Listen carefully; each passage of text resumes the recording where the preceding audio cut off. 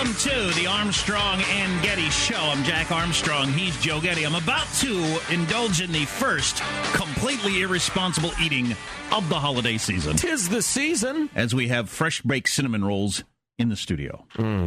Boy. Thanks to Craig, the Obamacare lawyer genius. Welcome, Craig. You've been promoted to genius, by the way, in the last 10 minutes, evidently. Well, I like that. I'll come back next week. How do you end up with a platter of fresh cinnamon rolls? My wife is a friend of Armstrong and Getty, old-timey. Oh, really? And so she insisted that last night wouldn't be soon enough and fresh enough for you guys, so she woke up at 4 a.m. this morning. Oh, my God. Those are still piping out of the oven. Marry that woman. Again, marry her again. I've married her and I've gained 20 pounds. My only question is, why is your wife better to me than my wife is to me? Isn't that always the way it is? Oh, that's a little... Yeah. Sorry, honey. So now that I heard the pumpkin pie bit, I figured, babe, we should have made a pumpkin pie. Oh, I'd take cinnamon roll over pumpkin pie and eat it. That's really good. Well, let's follow up the sweet with the bitter. Craig is here to talk about the latest discoveries, revelations, Obamacare. You sent us the email yesterday with your list.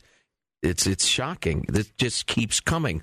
What are you here to talk about? Yeah, only I can go to a mountain festival in California's foothills and come up with an Obamacare story. So I went to the fairgrounds in one of our lovely foothill towns this weekend with the full family for a family fair kind of deal. Cool.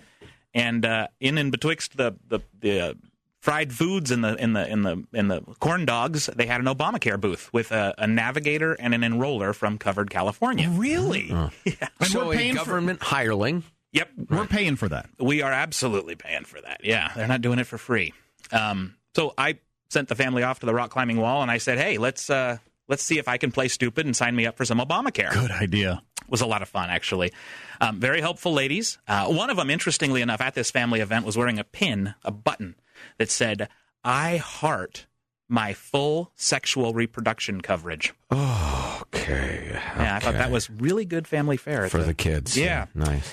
So anyway, I sat down with her, I talked, and I just wanted to see how deep a water I could get her in, where we could go.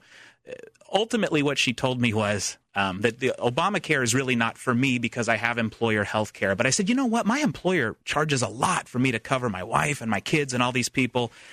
And it's really expensive. And she said, well, if it's unaffordable to you, then of course you might qualify for subsidies in the exchange, and you would be a niche group that we could cover. And I said, well, how does that work, right? And we've talked about this before. We had a couple weeks ago, we talked about somebody actually, how do you think it is? Do you feel like it's affordable? Yeah. She ultimately said, look, if your employer is asking you to pay more than 9.5% of your annual wages for your family coverage, then in fact, it's unaffordable, and you can get subsidies to buy it in the exchange. Well, and again, this is early in the morning for legal nuances, but that is incorrect. We've talked about it before. The test is 9.5% of annual income for single coverage, right? Mm-hmm. The difference being single coverage might be $400 or $500 a month. Family coverage could easily be $1,500 a month. So just some basic numbers. If a guy makes $30,000 a year, his employer can ask him to pay up to $237 a month for health care, and that would still be affordable. Mm-hmm. And then as soon as you go a dollar higher, you cross the 9.5% threshold. So her information was wrong, which, big surprise there. Then we sat with her tablet and tried to go on and start signing me up, and of course we couldn't. The connectivity was not working right. Wow. Naturally. Yeah. Wow. So you didn't get your full sexual coverage. I did not get my full sexual reproductive coverage. And an employee I'm paying is wearing that button about the sexual reproduction, whatever, with trying to operate a website that doesn't work and trying to snag people walking by with corn dogs so they can get more taxpayer money. Right. Exactly. And remember, hundreds of millions of dollars are being spent employing these people, and they are to a person from Acorn and Planned Parenthood and unions and the rest of it. It's an enormous cash gift to those organizations from the administration. Let's talk about the marriage penalty stuff, because this really caught my eye. The best part of this experience was after, she said, "Hey, are you guys married, or is that your girlfriend?" And I said, no, that's my wife. And she, pouty face. Right. And I said, that's just sad. Yeah. I said, well, explain that to me. And she said, well, if you're single, you actually get a better deal. If you guys are cohabitating, the subsidies work better. And I thought, interesting. That's a good policy for any country. Right. So I went and did a little research on that, and it is absolutely true. just as an example, federal poverty level is $11,000, roughly $500, $11,500. If you're a two-person family living together, a husband and wife, it only goes up to $15,500, so it's only $4,000 more. But if you were two single people cohabitating, your federal poverty level, of course, would be $23,000. Oh, my God. Meaning you're going to get more subsidies if you divorce. So I, being the geek that I am, I went on the calculators and plugged in a bunch of numbers. And what I ultimately found was that if your income as two people living in a household is anywhere between $22,000 and about $55,000, and you marry, that marriage will cost you anywhere from $1,000 to $1,500 in your Obamacare subsidies. We have, and this was one of the more interesting revelations I came across in reading about JFK last week. Since the days of JFK, it has been recognized that progressive liberal policies are systematically disincentivizing families staying together, systematically rewarding people for not being married and not raising their children. And it's horrific and utterly predictable that we're getting the results we're getting. And it's unrecognized by most of America. It's just horrific. Yeah, and it's absolutely what's going on in the law. I mean, it's verifiable. You can go on the different calculators online and play with it. There is a penalty for marriage in this law. Of course, they're not hiring people at any of these booths that are like, me, a taxpayer who'd be working really hard to try to figure out ways not to have people, get a subsidy and go on the exchange or whatever. What, Jack? You wouldn't wear that button?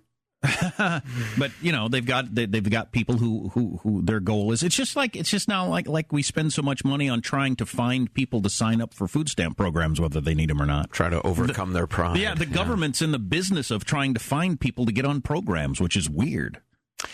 You actually touched on something there, because I, from a reader, a client, somebody who works at a client, sent me an email saying when they got their Obamacare subsidies, they were automatically signed up for SNAP.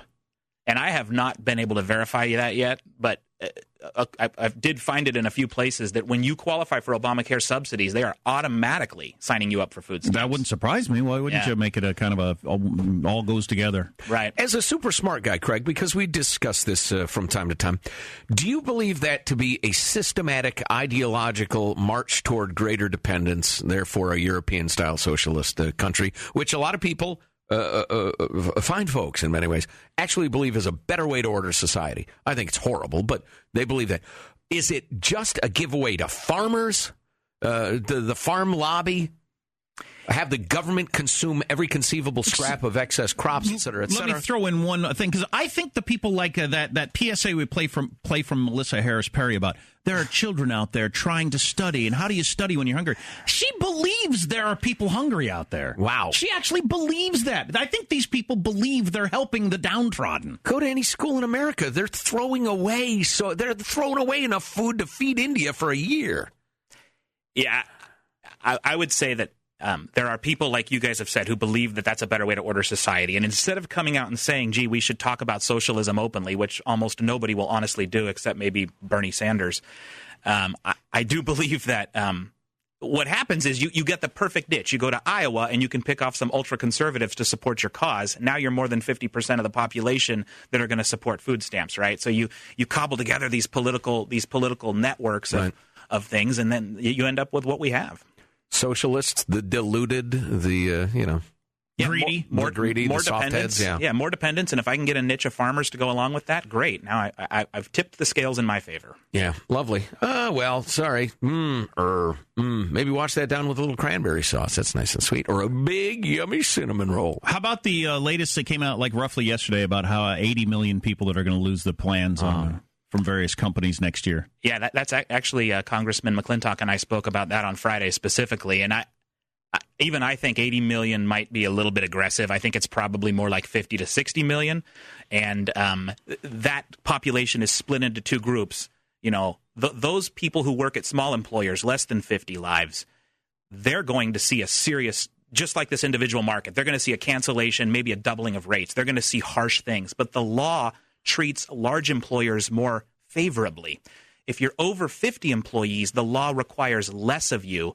And those people in that world are going to only see maybe 5 to 10% increases. Yes, they'll get a, quote, cancellation notice potentially. So they have to move from a grandfathered or non-grandfathered to a new fresh plan.